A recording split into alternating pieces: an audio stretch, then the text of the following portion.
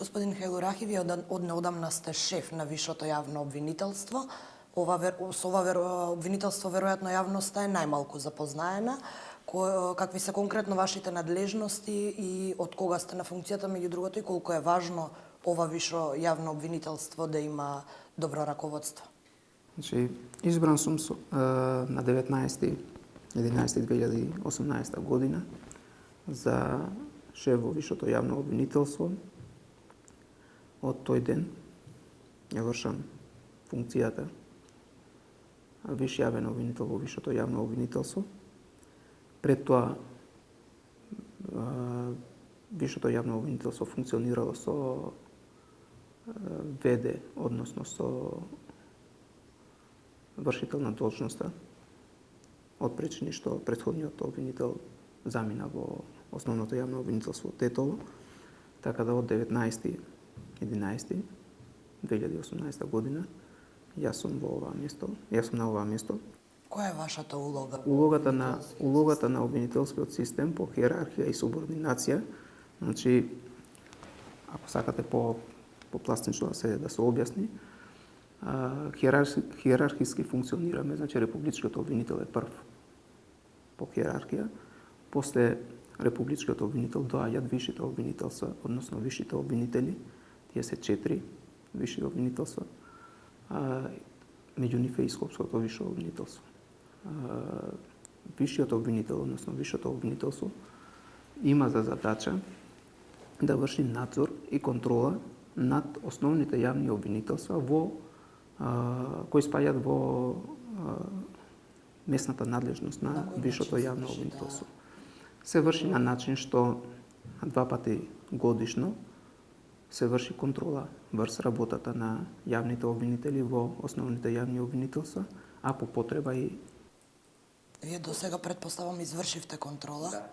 И какви се вашите први забелешки, први впечатоци? Па има забелешки, има проблеми во вршењето на работата од причини што бројот на обвинители е незадоволен во сите обвинителства. Прилично јас можам да зборам за обвинителствата кои што се под надлежност на Висшето јавно обвинителство Скопје, а тоа се Основното јавно обвинителство Скопје, Основното јавно обвинителство Куманово, Основното јавно обвинителство Велес, Кавадарци. Колку обвинители недостасуваат? Во Основното јавно обвинителство Скопје по систематизација се предвидени 61 обвинител да има. Во моментот има само 46 обвинители, значи 15 обвинители помалце. 8 обвинители од тие 61 што се предвидени се во организиран криминал, што значи не се физички во Основното јавно обвинителство Скопје.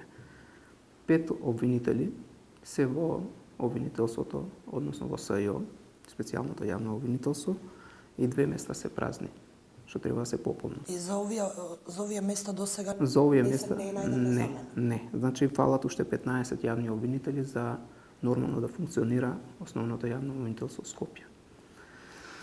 Така да, освен обвинители во Основното јавно обвинителство Скопје недостасуваат и по систематизација, ако зборуваме, стручни соработници, недостасуваат и јавно-обвинителски референти, односно записничари. По систематизација треба да има 85 стручни соработници во Основното јавно обвинителство Скопје. Од тие 85 предвидени места, 16 се со вработени стручни соработници со редовен работен однос, 10 се на определено време, така да недостасуваат уште 59.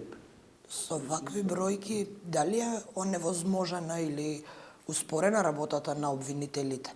Бидејќи ова се големи бројки кои недостасуваат според Значи треба да знае јавноста дека стручните соработници помагаат при работата на јавните обвинители. Ако идеме по систематизација од 85 предвидени работни места за стручни соработници, а ние во моментот, како што кажав, имаме 16 со редовен работен однос, 10 кои што се со определено работно време, фалат уште 59. 59 стручни соработници да фалат во едно обвинителство е сериозна бројка. Така да јавните обвинители при обавување на своите работи наидуваат на потешкоти од типот на немање време за сослушување на странки, немање време за пишување на обвиненија, решења, одлуки, јавно-обвинителски одлуки, а исто така со измените во Законот за кривична постапка, јавниот обвинител, освен што треба да застапува обвиненија, истиот треба и да сослушува, треба да донесе одлуки за тоа што ќе сослушува за одредени, за предмети кои што се во негова надлежност, така да проблемите се секојдневни. Исто така недостасуваат и јавно-обвинителски референти, по систематизација се предвидени 31, во моментот имаме само 15 со неопределено работно време и 6 на определено работно време. Што ги кажувате, практично обвинителството работи со половина сили? Да, може така да се каже. Што се однесува до квалитетот на кадарот, пак би сакала да споменам нешто што го прочитав во Законот за јавното обвинителство, тоа е дека помеѓу стручните служби треба да се најмат и соработници од други дејности, например од информатика, од механика или немаме, за жал немаме такви вработени, имаме само стручни соработници од доменот на правото, односно правници кои што макотрпно си ја вршат својата работа.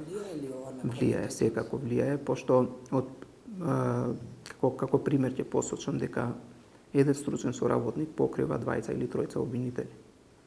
Што е нонсенс, значи недопустливо еден стручен соработник да работи со 20 или 3 обвинители. Дали поради сето ова, односно поради целиот овој недостаток на кадар, може би се случуваат оние доцнења во предметите и може би нивното споро работење и процесирање? Ако се соберат кумулативно сите фактори, се доаѓа до заклучок дека обвинителите во основните јавни обвинителства даваат се од себе. Значи даваат максимум за да се постигне потребното.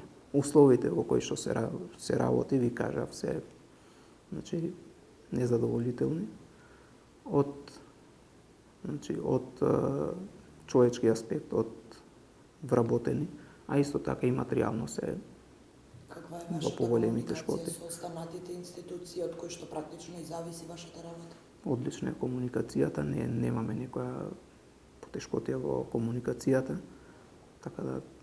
Дали, например, со судска медицина, може би тие, како се однесуваат тие по вашите барања, дали брзо ги процесираат? Ги процесираат брзо, со нив имаме проблеми. И со Бирото за судско вештачење и со судска медицина имаме проблеми од типот на тоа што основните јавни обвинителства кога бараат од нив одредени услуги, после тоа не можат основните јавни обвинителства од немање средства да ги покриваат нивните трошоци за услугите што ги вршат за потребите на основното јавно обвинителство. Велите дека основното јавно обвинителство нема доволно финансии за да функционира како што треба?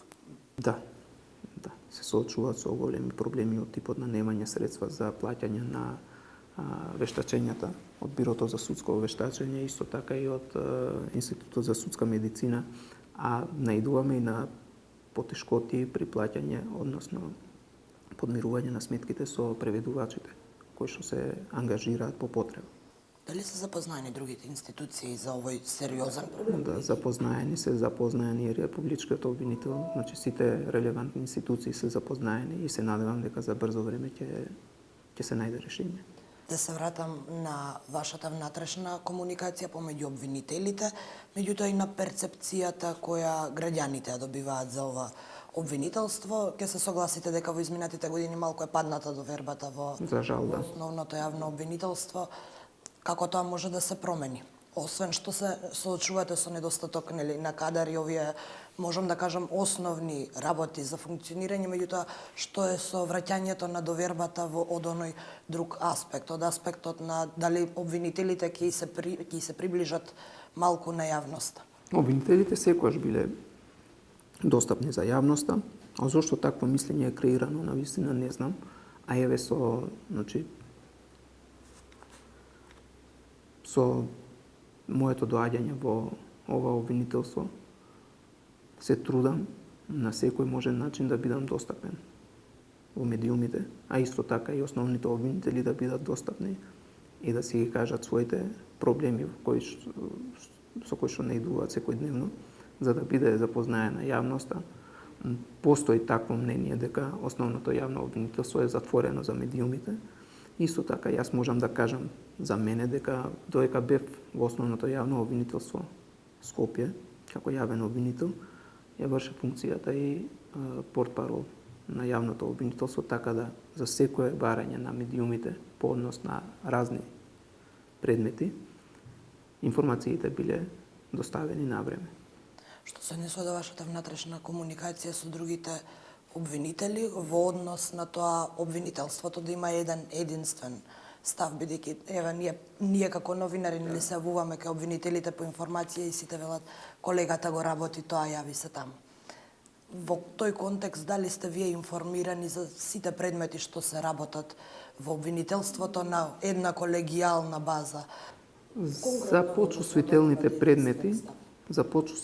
предмети кај што јавноста има интерес, да, запознаен сум. Значи по хиерархија треба основните јавни обвинители да ме запознаат со предметите кои што се почувствителни, а за секојдневните предмети, за секојдневната работа на основните јавни обвинителства, нема зашто да бидам запознаен. Пошто тие ја вршат својата функција и својата работа врз основа на кривичниот законник и законот за кривична постапка. За крај, дали очекувате дека сите овие состојби во обвинителството ќе се подобрат, почнувајќи од врвот на државата, дали ќе почнат да се одвојуваат пари онолку колку што се доволни за да функционира обвинителството? Значи, за да профункционира како што треба обвинителството, зборувам во целина, треба да имаме многу повеќе средства од предвидените, што ги имаме сега, од причини што јавните обвинителства во државата, а исто така и висшите јавни обвинителства, се соочуваат со проблеми од типот на немање возила за излегување на увид. Зборувам за основните јавни обвинителства. Немање на... се случувало да нема возило за да се иде на увид, кај што треба јавниот обвинител да присуствува. Например, за кривично дело убиство или за кривично дело разбойништво или за потешки кривични дела, кај што присуството на јавниот обвинител е задолжително. Се случувало да јавниот обвинител нема службено возило за да излезе на увид, па сме се покривале со тоа што сме се... Значи, тоа е на лична основа, сме се јавиле во МВР за да ни обезбедат возило и да одиме да бидеме присутни на местото кај што се случил настан. За крај, кога очекувате едно вака заокружување на овие состојби и решавање на сите проблеми? Според вас лично, колкав период е потребен? Искрено, јас сум оптимиста и се надевам дека со текот на времето ќе се подобрат условите, пошто полошо од ова не може да биде. Зборувам за... Сега луѓе во обвинителството? Не, сега веќе е во фаза конкурсот што е објавен за вработување на стручни соработници. За жал, сепак ќе биде на определено време. Можам да се осврнам и за условите за работа кои што се во другите основни обвинителства. Например, во Куманово, условите за работа се ужасни. Ќе имаме прилика да... Секако, да видите обвинителите во основното јавно обвинителство Куманово, во какви услови работа, дека тоа е недопустиво. Корпората, односно средствата со кои е извршено кривичното дело, да бидат во канцеларија кај што јавниот обвинител се слушува, да видите во Ојо Велес какви се условите за работа, да видите во Ојо Кавадарци какви се условите за работа, во Гевгелија какви се условите за работа и да видите тие обвинителства со какви проблеми се соочуваат. Значи се соочуваат со проблеми што буквално јавниот обвинител како обвинител не треба ни да размислува за такви проблеми, однемање возила, однемање тонер, однемање хартија, однемање основни средства за работа. Ви благодарам за овој интервју. Фала и на вас.